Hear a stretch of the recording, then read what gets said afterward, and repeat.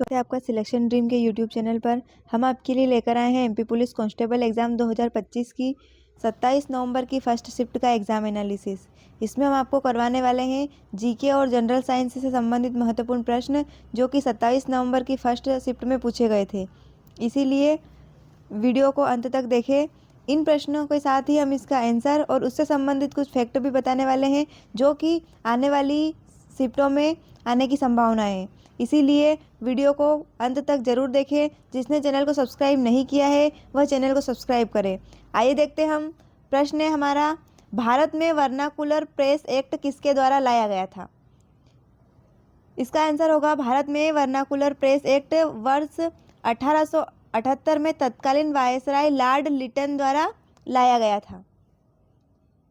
इस एक्ट का मुख्य उद्देश्य भारतीय भाषाओं के समाचार पत्रों पर प्रतिबंध लगाना था ताकि वे ब्रिटिश नीतियों की आलोचना न कर सके। इस दमनकारी अधिनियम का लॉर्ड लिटन के उत्तराधिकारी लॉर्ड रिपन ने 1882 में निरस्त कर दिया गया था। अगला प्रश्न पूछा गया था, भारत में सबके लिए कानून कौन बना सकता है? भारत में सबके लिए कानून बनाने की शक्ति मुख्य रूप से संसद के पास है।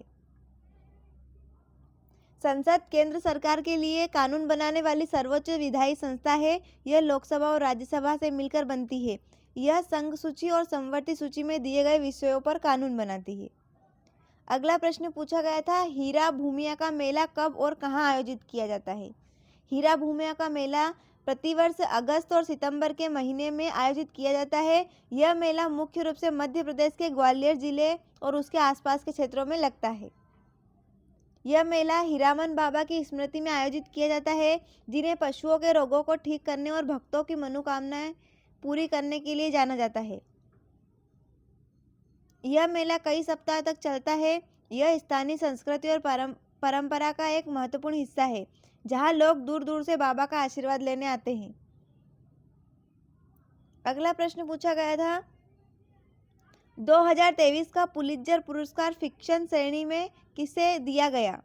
2023 का पुलित्जर पुरस्कार फिक्शन श्रेणी में बारबरा किंगसोल्वर को उनके उपन्यास डेमन कॉपरहेड के लिए दिया गया।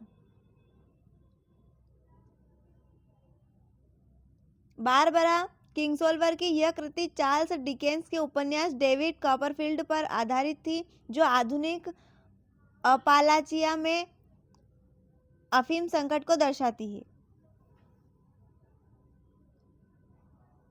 अगला प्रश्न पूछा गया था, समूह 13 के तत्वों की आयनन एंथैल्पी समूह में ऊपर से नीचे जाने पर क्या होती है? समूह 13 के तत्वों की आयनन एंथैल्पी का मान समूह में नीचे जाने पर सामान्य तौर पर कम होता है या घटता है? यह कमी निम्नलिखित दो मुख्य कारणों के कारण होती है, एक परमाणु आकार में वृद्धि और एक नाभिकीय आकर्षण में कमी। जैसे जैसे हम समूह में ऊपर से नीचे आते हैं, प्रत्येक नए तत्व में एक नया मुख्य ऊर्जा स्तर जुड़ जाता है। इस कारण परमाणु का आकार बढ़ता है। परमाणु का आकार बढ़ने से सबसे बाहरी इलेक्ट्रॉन और नाभिक के बीच की दूरी बढ़ जाती है। नाभिक का आकर्षण बाहरी इलेक्ट्रॉनों पर कम हो जाता है। इस घटे हुए आकर्षण के कारण इलेक्ट्रॉनों की परमाणु से बाहर निकालने के लिए कम ऊर्जा की आवश्यकता होती है। अतः आयनन एंथैल्पी, जो इलेक्ट्रॉन निकालने के लिए ऊर्जा आवश्यक है, समूह में नीचे जाने पर कम होती है। परंतु डी और एफ इलेक्ट्रॉनों के खराब परिरक्षण प्रभाव के कारण इस समूह में एल्यूमिनियम के बाद यह प्रवृत्ति अनियमित हो जाती है और मान फिर से बढ़ जाता है।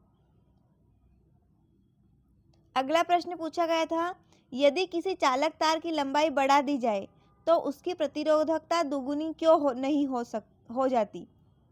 इसका आंसर होगा, तार की लंबाई बढ़ाने पर उसकी प्रतिरोधकता दोगुनी नहीं होती है, क्योंकि प्रतिरोधकता जो है पदार्थ के आंतरिक गुण है, न कि उसकी ज्यामिति पर निर्भर करने वाला गुण है।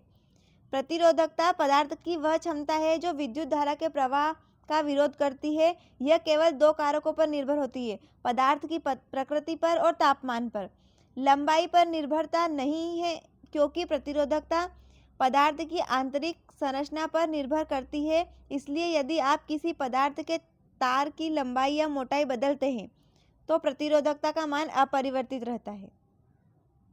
तार की लंबाई बढ़ाने पर प्रतिरोध बदल जाता है। प्रतिरोध जो है लंबाई के समानुपाती होता है, अतः यदि किसी तार की लंबाई को दोगुनी कर दी जाए तो उसका प्रतिरोध दोगुना हो जाता है, लेकिन उसकी प्रतिरोधकता वही रहती है। प्रतिरोध से संबंधित प्रश्न भी पिछली शिफ्टों में पूछा गया है। अगला प्रश्न है, थायरॉक्सिन हार्मोन के मुख्य कार्य क्या है? थायरॉक्सिन हार्मोन के मुख्य कार्य है शरीर की चयापचय दर को नियंत्रित करना। यह शारीरिक और मानसिक विकास को बढ़ावा देता है और शरीर के तापमान को बनाए रखने में भी मदद करता है। अगला प्रश्न पूछा गया था, ओलंपिक खेलों में लगातार स्वर्ण पदक जीतने के बाद भारत का ओलंपिक विजय रथ कब रुका था? देखते हैं, ओलंपिक खेलों में भारत का गोल्ड मेडल जीतने का विजय रथ 1980 के बाद रुका था। भारत ने 1980 मास्को ओलंपिक में स्वर्ण पदक जीता था। यह भारत का 8वां ओलंपिक स्वर्ण पदक था। इसके बाद 1984 में लॉस एंजिल्स ओलंपिक से लेकर अभी तक भारत पुरुष हॉकी में कोई भी पदक नहीं जीत सका। 1980 से पहले भारत ने 1928 से 1956 तक लगातार स्वर्ण पदक जीते थे और 1960 में रजत पदक जीतने के बाद 1964 में फिर स्वर्ण पदक जीता था। 1980 का मास्को ओलंपिक स्वर्ण पदक भारत का अंतिम ओलंपिक स्वर्ण पदक था। मध्य प्रदेश की कौन सी नदी घाटी परियोजना गंगा बेसिन से जुड़ी हुई है? इसमें कुछ ऑप्शन दिए हुए थे, तो आइए देखते हैं हम। मध्य प्रदेश की प्रमुख नदी घाटी परियोजना जो गंगा बेसिन से जुड़ी हुई है वे उन नदियों पर स्थित है जो अंततः गंगा से मिल जाती है। इनमें से प्रमुख परियोजना है चंबल घाटी परियोजना। देखते हैं, यह परियोजना चंबल नदी पर स्थित है जो आगे चलकर यमुना नदी में मिलती है और यमुना नदी आगे चलकर गंगा नदी में मिलती है। इस परियोजना के तहत गांधी सागर, राणा प्रताप सागर और जवाहर सागर जैसे बांध बनाए गए हैं। दूसरी परियोजना है बेतवा नदी घाटी परियोजना। यह परियोजना बेतवा नदी पर स्थित है जो अंततः यमुना नदी में मिलती है। इसकी परियोजना में माता टीला बांध, जिसे रानी लक्ष्मीबाई परियोजना कहते हैं, इसी नदी पर है। अगली है सोन नदी घाटी परियोजना। सोन नदी पर सीधे पटना के पास गंगा नदी में मिलती है। इस नदी पर बाण सागर परियोजना स्थित है। अगला प्रश्न पूछा गया था, चंडी देवी मंदिर मध्य प्रदेश के सींधी जिले में स्थित है। यह किस देवी का अवतार मानी जाती है? सीधी जिले के घोघरा गांव में स्थित चंडी देवी का मुख्य रूप से मां पार्वती का अवतार माना जाता है। जो महाकाली और दुर्गा के शक्ति स्वरूप का प्रतिनिधित्व करती है। चंडी देवी मां पार्वती के उग्र स्वरूप को दर्शाती है, जिन्होंने दुष्टों का संहार किया था। उन्हें विंध्य क्षेत्र में पूजी जाने वाली प्रमुख शक्तिपीठों में से एक माना जाता है। अगला प्रश्न पूछा गया था, मध्य प्रदेश राज्य का गठन कब हुआ था? मध्य प्रदेश राज्य का गठन 1 नवंबर 1956 को राज्य पुनर्गठन अधिनियम 1956 के तहत हुआ था। 1956 में जब मध्य प्रदेश का गठन हुआ तो इसकी राजधानी भोपाल को बनाया गया। उस समय भोपाल स्वयं एक जिला नहीं बल्कि सीहोर जिले की एक तहसील था। मध्य प्रदेश को इसका वर्तमान स्वरूप 1 नवंबर 2000 को मिला, जब इससे अलग होकर छत्तीसगढ़ राज्य का गठन किया गया। गठन के समय मध्य प्रदेश के प्रथम मुख्यमंत्री पंडित रविशंकर शुक्ल थे। अगला प्रश्न पूछा गया था, भारत में संविधान को कब लागू किया गया था? भारत में संविधान को 26 जनवरी 1950 को पूर्ण रूप से लागू किया गया था। 26 नवंबर 1949 को संविधान सभा द्वारा संविधान को अपनाया गया था।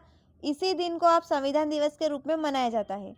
26 जनवरी 1950 को संविधान लागू होने के उपलक्ष्य में ही भारत हर साल गणतंत्र दिवस मनाता है।